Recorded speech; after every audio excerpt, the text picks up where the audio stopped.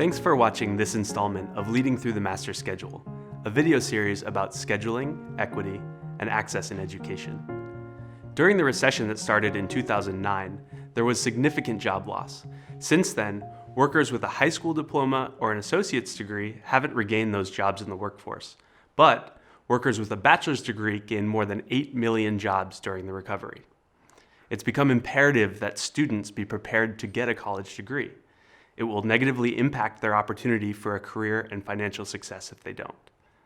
Unfortunately, inequality in access to higher education continues to increase, which could lead to larger disparities in our economy than already exist. In the early 2000s, there was probably the biggest shift in our nation's history towards a post-secondary economy. So it's about 70% of jobs require some sort of advanced trade school, technical school, 2-year degree, 4-year degree.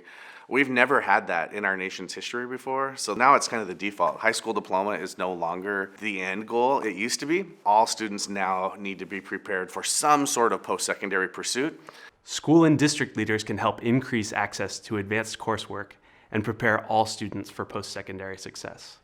There's a couple types of supports that schools should think about in supporting students in these challenging courses. One is just how to be a successful student. It's organization, time management, study strategies, and it's imperative that schools teach students those strategies on how do you actually navigate and be a successful student. We will use 3 big ideas about college and career readiness from this framework that came from a group at the University of Chicago and Stanford.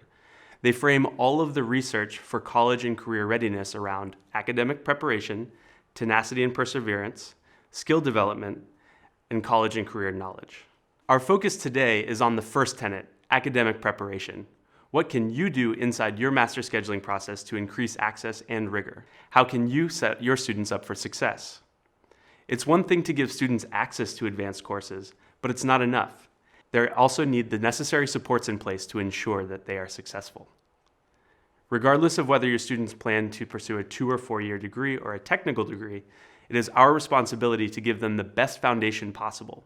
As technology continues to proliferate and create an increased demand for higher skilled individuals, we can help our students rise to that challenge and be prepared to excel.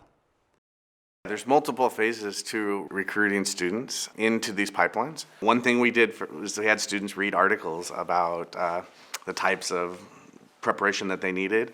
We educated them about the need for a stretch course, and then we built in an actual mechanism where they had to talk about inside their master schedule which courses were the stretch courses that they were signing up for and why they selected those courses. To build a pipeline into advanced coursework that is truly accessible, we'll need to proactively recruit students into advanced classes and provide them with support so that they can do well.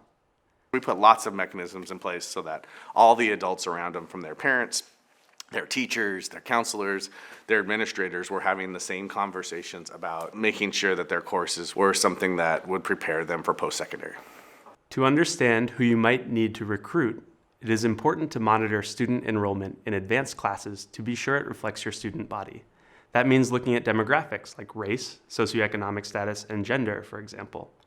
What percentage of these students are taking advanced coursework? Are those percentages lower than their makeup in the student body? Then it's time to do some recruitment.